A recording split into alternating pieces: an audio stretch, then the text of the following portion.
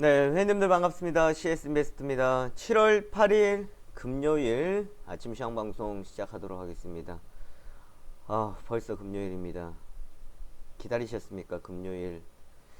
뭐 아직 결혼을 하지 않은 분들은 기다리던 금요일이었을 텐데 결혼을 한 분들은 모르겠습니다. 네, 금요일 주말에 기다릴 수도 있고요. 또 한편 봤을 때 이제 주말에 육아가 시작되겠구나 하는 사람도 있겠지만 설마 그렇겠습니까? 가족들하고 보내는 시간이 기다려지지 않을까라는 생각들을 해볼 수가 있겠습니다. 토요일에 또 일하시는 분들도 많으실 거예요. 그런데 주식시장의 가장 큰 매력은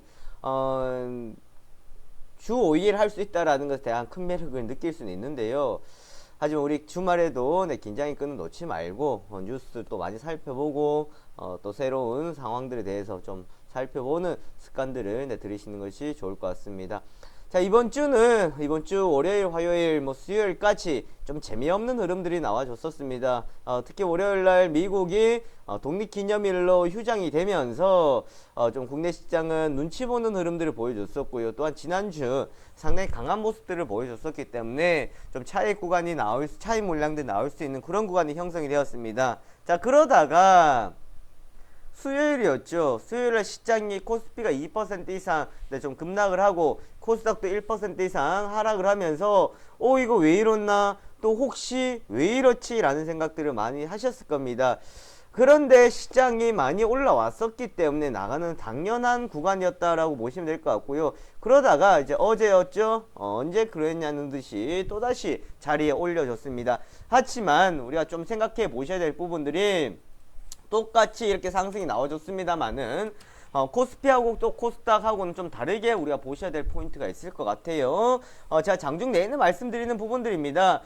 코스피 같은 경우에는 똑같이 견조한 흐름들은 나타내고 있을 수는 있겠습니다만은 아무리 삼성전자에 좀 많이 치우쳐져 있었다라는 것을 보실 수가 있을 것 같고요. 자, 대형주들의 실적 발표가 이제 남아있는 상황에서 실적에 이제 쏠려있는 시선들, 삼성전자는 긍정적으로 나왔습니다만은 아직까지 여전히 불확실성이다라는 거예요. 자, 2분기 실적이 좋다고 하더라도 3분기 됐을 때에 이제 어떤 이야기가 있습니까? 3분기 되면 미국의 금리 인상이라는 것이 또 있거든요. 그래 돼버리면 시장은 역시나 상승할 수 있는 폭이 제한적일 수밖에 없을 것이다 라는 겁니다. 그만큼 하방도 경직이 되어 있지만 상방도 경직이 되어 있는 상황인데 올려가는 자리가 좀 제한적이다, 쉽게 뚫고 올라가지는 못한다라는 것을 우리가 좀 염두에 두시면 될 것 같아요. 왜? 기관 외국인들의 수급에 많이 치우쳐져 있는 코스피 대형주이기 때문에 그런 상황이고요. 그런데 지금 대형주들 같은 경우에는 지수는 위에 있지만 지금 대형주는 많이 떨어져 있는 상황입니다. 삼성전자의 그런 착시 효과 때문에 많이 올라가 있다라고 느낄 수 있는 거지. 대형주들 같은 경우는 좀 지지부진한 모습들을 나타내고 있다라는 점 참고하시면 되겠고요. 이것이 적어도 7월 중순까지 이어질 것이다. 7월 중순 이후까지도 이어질 가능성이 높겠습니다. 자, 먼저 전일 국내 시장 이제 시작할 때 6일 뉴욕 증시 경기 지표 호조와 국제유가 반등에 힘입어서 지수는 막판에 상승 마감을 했습니다. 특히나 가장 컸었던 것이 이제 의사로 공개를 했었는데요. 의사로 공개를 하면서 브렉시트 때문에 금리 인상이 어려워질 것이다 라는 것에 좀 포인트를 잡았다라는 겁니다. 그런데요, 이걸 이제 어떻게 해석을 할 수 있느냐라는 겁니다. 미국 경기가 좋지 않아 가지고 금리 인상 시기를 늦춘다라는 거, 다르게 생각한다 그러면 상당히 부정적으로 받아들일 수 있는 거예요. 왜? 미국이 회복이 되고 있는 상황에서 양적 완화를 종료를 하고 금리 인상을 한다라는 것은 정상적으로 가져가겠다라는 그러한 흐름으로 볼 수가 있었는데 해외의 다른 나라들의 시장의 상황을 좀 판단을 해가지고 간다라는 것, 그리고 좋지 않다라는 것은 좀 시장에 대한 또 두려움이 생길 수가 있는 건데요. 그런데 그나마 좀 괜찮았던 것이 그 다음에 나오고 있는 지표들 크게 뭉개지거나 하진 않았습니다. 자, 어제 같은 경우에도 실업수당 정권수가 나왔는데요. 크게 무너지지 않는 모습들이었거든요. 그 말은 단지 브렉시트라는 것이 불확실성이 있기 때문에 금리 인상이라는 것도 지금 당장 하기는 좀 어렵지 않겠나 하는 그러한 의견들이 나왔다라고 좀 판단을 해주시면 될 것 같습니다. 자, 코스피 지수 외국인들 엊그제 어떻게 됐는지 또 잊어버렸죠. 이거 어제 외국인들 많이 매수 들어왔네요 이러는 거예요. 외국인들이 그 전날 13,000개야 선물에서 이제 매도가 나갔고요. 현물에서도 4,000원 이상의 매도가 나갔었던 상황들이었습니다. 그런데 어제는 언제 그랬냐는 듯이 코스피에서 1,700억, 선물에서 6,200억, 선물에서 5,000 계약이 들어왔습니다. 또한 거기다가 저는 정말 코스닥 어마어마하다 생각을 합니다. 기관 외국인들 모두 다 코스닥에서 매수가 들어왔습니다. 자, 누가 세대는 거예요? 또 네, 누가 세댄다? 개인들만 세대고 있다라는 겁니다. 그만큼 제가 말씀드렸다시피 대형주들 코스닥 걱정하지 말라고요. 코스닥 걱정할 때 그냥 대형주나 걱정하고 계시라는 겁니다. 네, 코스닥에서는 크게 걱정할 이유가 없다. 그리고 외국인들이 지수가 급락할 때 잡아준 것은 무엇 때문이었다? 아랫부분 언더슈팅이라고 생각했기 때문에 잡아줬다. 외국인들은 지금 코스닥은 우리가 많이 올라왔기 때문에 좀 많이 올라와가지고 부담스럽다고 느낄 수가 있는 상황이거든요. 근데 그거 아니에요. 그만큼 다시 신뢰성 회복하고 찾아가고 있는 그런 과정이라고 네, 보시면 될 것 같습니다. 또 어제 외국인들 매수가 들어올 때 비차익을 통한 매수가 상당히 많이 들어왔었습니다. 자, 어제 보시면은 비차익을 통해서 1,900억이 들어왔어요. 1,900억. 외국인들이 1,900억이 들어왔다는 거예요. 그런데 외국인들이 코스피에 1,700억 매수했습니다. 자, 그렇게 해서 보신다 그러면 결국 비차익이 전체 들어왔던 물량보다 더 많이 들어왔다라는 거예요. 그러면서 또 자연스럽게 전일 약세를 보였던 원달러 환율 원화가 어제는 강세를 또 보인 겁니다. 네, 금리 인상이라는 부분은 시기가 늦춰질 수 있을 것이다 라는 것 때문에 어제 원화의 강세가 보였고요. 또 이런 부분들 외국인들 들어오고 나가고 환차손에 대한 우려들도 있고 뭐 여러 가지 변동성이 있는 상황입니다. 그러면서 자리를 잡아가는 과정이라고 네, 보시면 될 것 같고요. 외국인들의 뭐 전일 큰 매도 물량도 보였습니다만 어제는 어느 정도 많이 하는 상황이었는데 그런데 우리가 좀 생각하셔야 될 부분들이 있어요. 그 전날 하락했던 것에 비해서 어제 지수는 좀 올라왔습니다만 종목도 별로 한번 보십시오. 종목들을 크게 때려붓고 난 뒤 어제 그 자리 다 회복시켜 못했다라는 겁니다. 이게 가장 큰 포인트입니다. 회복이 되지 않았다. 떨어질 때는 크게 떨어졌지만 올라올 때는 강하게 들어주지 못했다라는 겁니다. 제한적인 반등이라고 이야기하겠죠. 왜 제한적인 반등이 나올 수밖에 없냐? 제한적인 반등이 나올 수밖에 없는 수급이고요. 제한적인 반등이 나올 수밖에 없는 시기적인 상황이다라는 겁니다. 자, 그런데 어제 삼성전자 2%, 어제 삼성전자 잠정 실적 발표 나왔습니다. 확정치는 아니고요. 잠정이 나왔는데 뭐 예상만큼 뭐 잘 나왔었던 상황이었습니다. 8조 1,000억 원 이제 나왔었는데요. 이번에 뭐 3분기 같은 경우 8조 원대 이야기가 나오고 있는 상황인데 자, 지금 이렇게 삼성전자 실적으로 날린다라는 걸로 봤을 때에 좀 계속 뭔가를 앞서 지금 실적을 좀 좋게 나옴으로 해가지고 지금 이재용 부회장의 그 시대로 가기 위한 지금 발돋움 과정이지 않을까 하는 생각을 해보거든요. 저는 그렇게 생각해요. 이재용 시대가 이제 시대가 딱 이제 완전히 들어서고 나서부터는 오히려 삼성전자 같은 경우에는 좀 당분간 어려움에 좀 빠질 수 있지 않을까라는 뭐 그런 우려도 해볼 수 있습니다. 그래서 지금 계속해서 신사업에 대해서 이야기가 나오고 있는 거예요. 그때 그걸로 돌파구를 찾아야 되기 때문에 그런 맥락으로 보시면 될 것 같고요. 삼성전자 실적 오전 뭐 예상치만큼 나왔던 상황이었죠. 외국인들 순매수 늘렸는데요. 어제 삼성전자에 외국인들이 쏠려 있었다라는 거 보시면 될 것 같고, 그리고 어제 제약업종들 같은 경우에는 또 좋은 모습들을 보여줬습니다. 특히나 뭐 우리가 공략하고 있던 종군당 같은 경우에도 막판 종가가 고가로 끝이 났고요. 뭐 대웅제약 같은 경우에도 괜찮은 모습을 보여줬었는데 뭐 얘네들은 실적이 지금 좋은 것들도 아니었습니다. 좋은 것들도 아니었고 뭐 또 예상치보다 부진한 경우도 있겠습니다만은 뭐 시장에서는 긍정적인 흐름들로 받아들이고 있다라고 보시면 될 것 같고요. 초반에 급격하게 올라갔죠. 급격하게 올라가면서 상단에서 이제 횡보를 하면서 물량 나오지 않는 모습들이었습니다. 그래서 또 박스피가 나옵니다. 좀 있으면 그런 이야기 나올 것 같아요.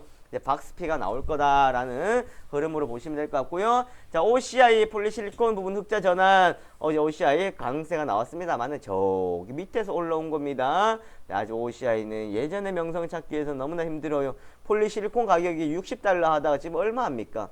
한 10달러 합니까?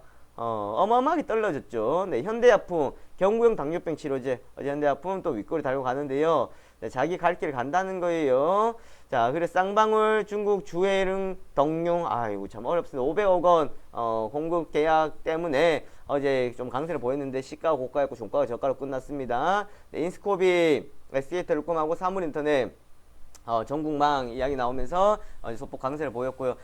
또 코스피 쪽에서 본다 그러면 어제 뭐 종군당 같은 경우 또 좋은 모습들 보여줬던 상황들이었죠. 실적적인 부분들 좀 부진하다 할 수는 있겠습니다만 이제 워낙에 떨어졌던 상황들이었기 때문에 이제 회복이 되어가고 있는 과정이다라고 보시면 될 것 같고요. 또 LG 디스플레이 이제 좋은 모습 보여줬습니다. 그런데 LG나 뭐 LG 디스플레이 같은 경우 반등이 나온다고 하더라도 항상 거기 이제 뭐 제한적인 흐름들이다라는 거, 단지 지금 IT에 대한 기대감을 좀 걸고 있는 시장의 분위기라고 보시면 되겠습니다.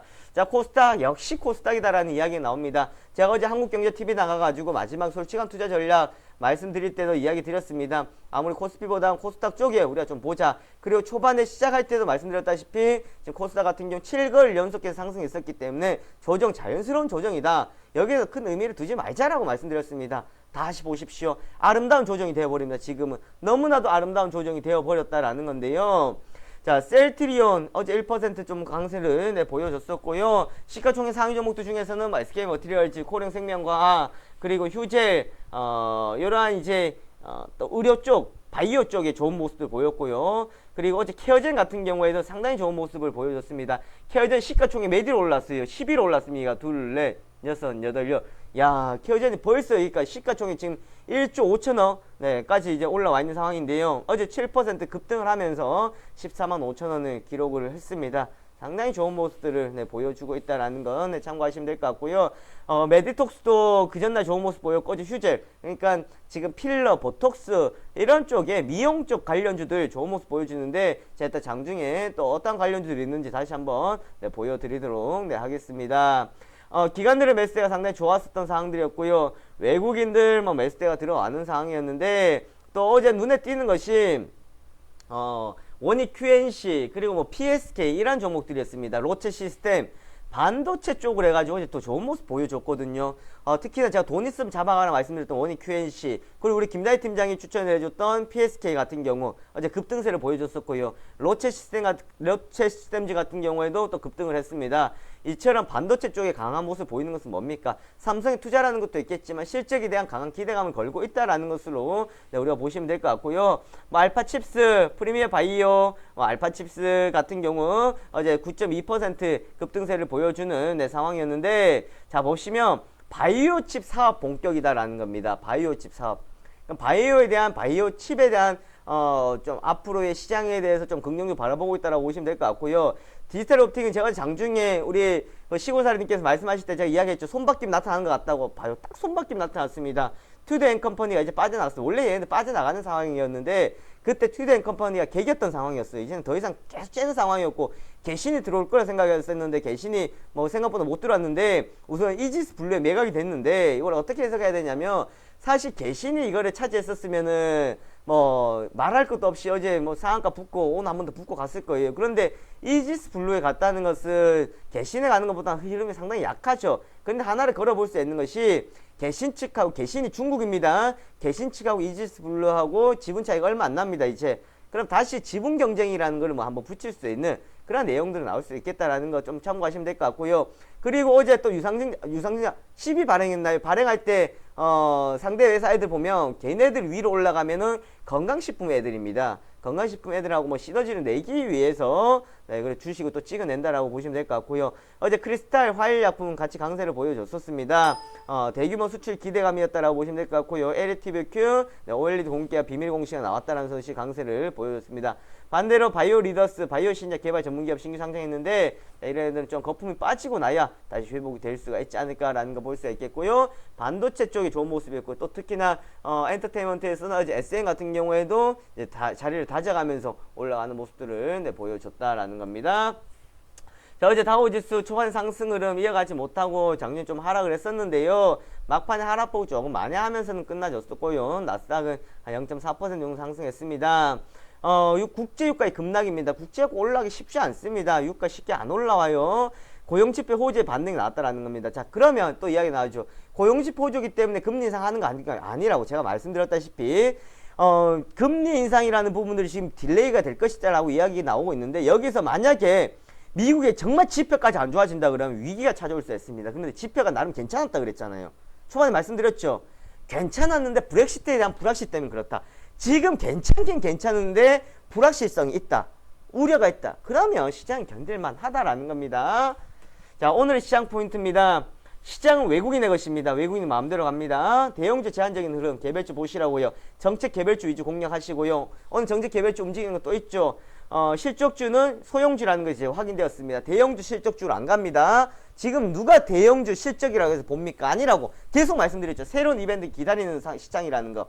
이 말은 뭐냐면 브렉시트라는 이벤트가 끝나고 이제 실적 시즌이 나오고 있는데요. 3분기 가면 또 미국의 금리 인상 이런 거 때문에 이야기가 계속해서 나올 수 있을 것이다 라는 점 참고하시면 되겠습니다.